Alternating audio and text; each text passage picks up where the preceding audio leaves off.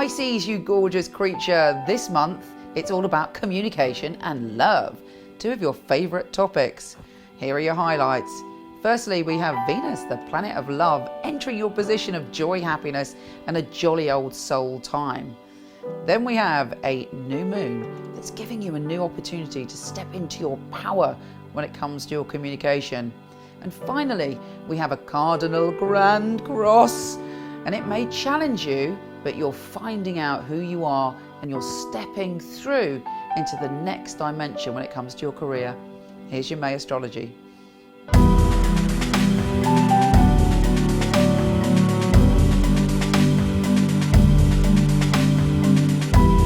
Pisces, my lovely Pisces. Oh, we've got some exciting things occurring and you can achieve great things this month.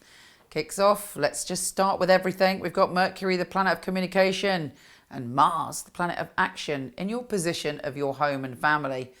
You want to get things done. You might want to redecorate. You might want to transform things. You're feeling very passionate when it comes to your home and family. Be careful you don't argue with someone in your family.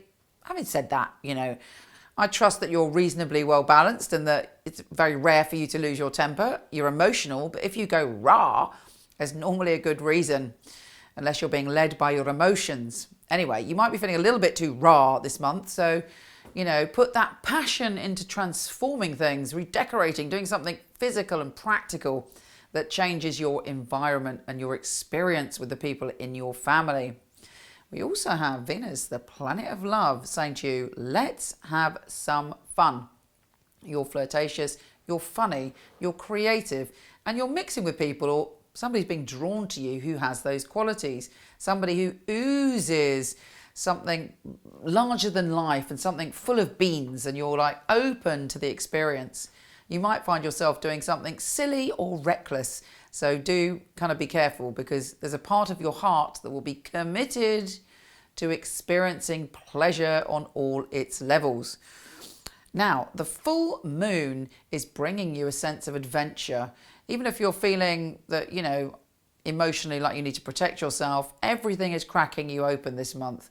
And this sense of adventure is coming into you with a sign or a symbol or something that is mysteriously and intuitively pointing you in the right direction.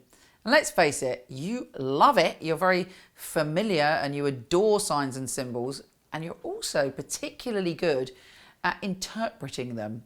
Having said that, sometimes you can get carried away. I've got 5 planets in Pisces, as you may know, so I'm the same. You may see a butterfly and see transformation, but then write a lovely story connected to that. So keep your feet on the ground during all this wonder and creativity.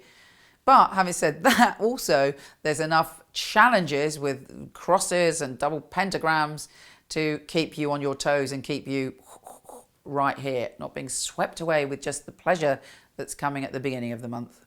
Now, the new moon, I do love a new moon. I know everybody says, Michele, why do you do the moons every month? And I'm like, you know what? Because it's the balance to the masculine. The moon is just as important to the sun as far as I'm concerned. Anyway, the moon is saying, okay, now is your time to pay attention. The moon is saying, now is your time to communicate in a new way, to let go of the past and to recreate the way you communicate. If you've got some bad communication habits, for instance, if you're not very good at speaking your powerful emotions, you're able to let that go and start again in some way. Also, there may be new communication, powerful communication, some communication you've been waiting for that comes your way at the time of the new moon. The sun and the 4-planet stellium, all in the energy of your home, are making you beaver away and be very focused. But on the 23rd, Saturn, the Lord of responsibility, is saying to you, okay, how are you balancing up your work, your career, and all your responsibilities with all this energy you're putting into your family and your home? Well, the answer will be clear, because Saturn is closer to Earth than ever. And it's coming down to give quite a strong energy to all of us, no matter what our sign is. Now, Neptune in your sign, obviously, thank God, praise be to the Lord, and how fabulous is that? Has been for some time, and it will be for some time, and it means that you are a goddess or god in your mojo, and you were meant, I believe, you were meant to be born in this time. Anyway, I digress. I'm sure I've told you that before. But it's caught up in a mutable cross. So this cross is testing you in some way. It's actually saying find your balance between work, career, and most importantly, your identity and your magic. Your magic, your intuition, your psychic ability is your superpower. Don't let yourself be caught up with other people's views in terms of your career or even in your relationships. Don't let anybody mute that. Of course, when it comes to your career, you have to be practical, but this mutable cross is showing you the way. And crosses are, believe it or not, good at the end of the day because they point out to us what's out of balance. Pisces, we've finished with something that I think is quite important, a double pentagram. Now, I'm including Chiron, the wounded healer, I'm including Eris, I'm including Juno within this because I believe they're revolutionary energies that are helping us step up and move on to the next vibrational level. Anyway, within this double pentagram, it's saying to you yet again, who are you? If you could be anyone you wanted to be in a year, in 2 years, what would you be doing with your life? How would you be expressing yourself? What would be your work, play, love balance?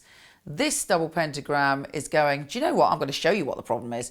And there are challenges there. You may be like, ugh, I don't want any more challenges. But don't forget, the pentagram is a magical symbol. And this time, when you face these challenges, it has the opportunity to bring us into our true power and to create the destiny of our dreams. And you know what? You, more than anyone, can do that because you are a magical, spiritual dreamer. And if you can channel your magic and not let the world suppress it, but also keep your feet on the ground. God, this is sounding like that If Rudyard Kipling poem, but in a spiritual sense. If you can do all that, well, my darling, you will be the magical creature that you are and the reality is yours. I send you so much love. Take care and I'll speak to you soon. If you love astrology, please come and visit my website, horoscope.co.uk, where there is loads of fabulous information and much more written detail on your monthly astrology. And I know Mercury is going retrograde and I'm probably the worst time to ask, but if you love this, please, it'd be great if you could subscribe. Just click the subscribe button. Lots of love.